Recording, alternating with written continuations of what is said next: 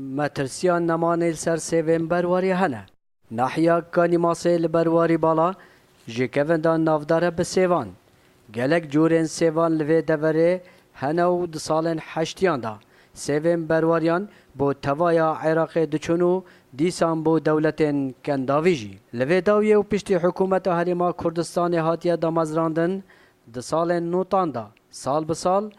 بهای سیوین برواره و ین خمالی هات خارو بازار کفت سر سیوین ج ترکیه و ایرانیت هن. جبر به بهابونا سیوان جوتیارین برواری بالا و بیستان سیوان هین وک هرجار خمش سخبریا و نخون چونکت بیجن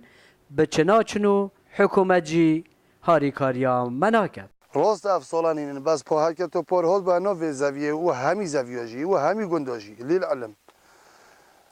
بخلاف گلک زاویه دا هشت نه پیکم سیواش نفرک همی منال بنی نه کسی بربع کشی نشون یعنی اگه بربع کشی چمان بلکی ما استفاده کشی کرد دا خوازیش حکمت خود کنش خلق خود کن سیوا مجی وکی سیوا کا هر دوره که لیکن بوم معمله که دان واندرا کو سیوا ما بها که باش بچت اما وگاوی ام فلاحن ام سیوا خود چنن بنا بازاری گمر که تایبت باور بک حق پیکم ما نادر کود سالادا هر به یک جاری سیول برواری بالا نینن اگر جی دزوریتم بو پیدا بونا نخوشیه که بو سیوان و درمان جلای جهن پیوندیدار و بو نهاتیا دابی کرن تاکو اف سیوه ساخلم بمینن. اف ساله برهم نبو اگر سالت برینو که 4000 تانا حتی 5000 تانا برهم هبو جبر و اگر کو عادت سیوه او کو ساله که برهمی دت یکی عادتن دیسم عنده آرشدیش که تهین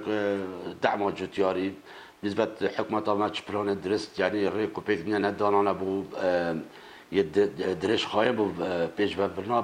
برهم سیوام نبونا هاری کاریا حکمته بو خدان سیوال دورا برواری بالا سیویم برواریا یه نافدار ده برف نمانه و مرنه چن سلام بالایی دنگ امریکا کانی ماسه دورا برواری بالا